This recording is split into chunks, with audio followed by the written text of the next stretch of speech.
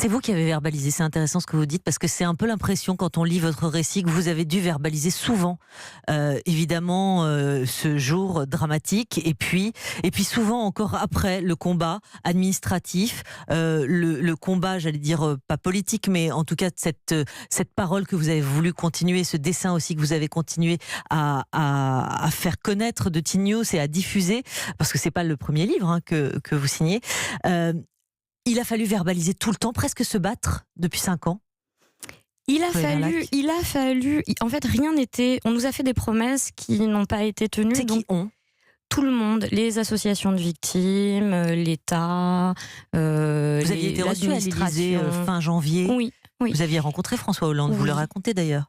Mais en fait, je crois, il n'y a pas de volonté de faire mal, mais tout le monde a été complètement dépassé par l'ampleur de l'événement et on ne rentrait dans aucune case. Et c'était ingérable. Et moi, il fallait que j'avance, il fallait que je continue.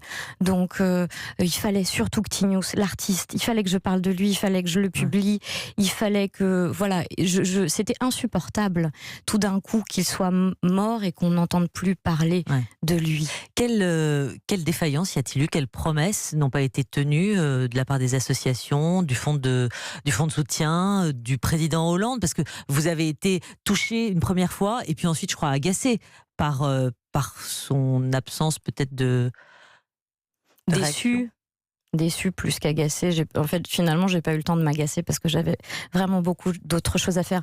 Mais c'est le moment où vous vous rendez compte que votre dossier est traité comme n'importe quel autre dossier, que quand vous avez un problème avec le formulaire B22 de la CAF, là c'était pareil. Alors que on venait de vivre un drame épouvantable et international.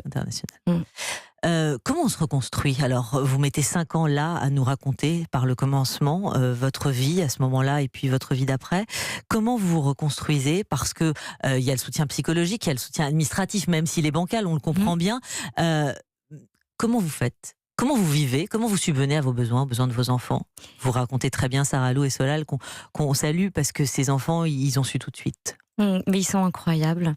Mais moi, il y a 3 ans de presque d'absence, en fait.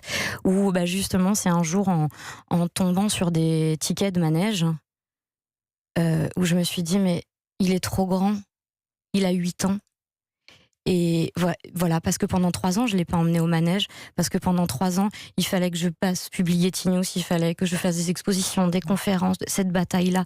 Et tout d'un coup, ça a été comme une renaissance de se dire, mais en fait, voilà, maintenant, est-ce que tu veux vraiment continuer à vivre pour toi, pour eux? Et ça a été une décision. C'est une décision que j'ai prise et qu'après il fallait assumer. Et le livre, l'écriture de ce livre, c'est l'étape ultime de cette reconstruction, de raconter.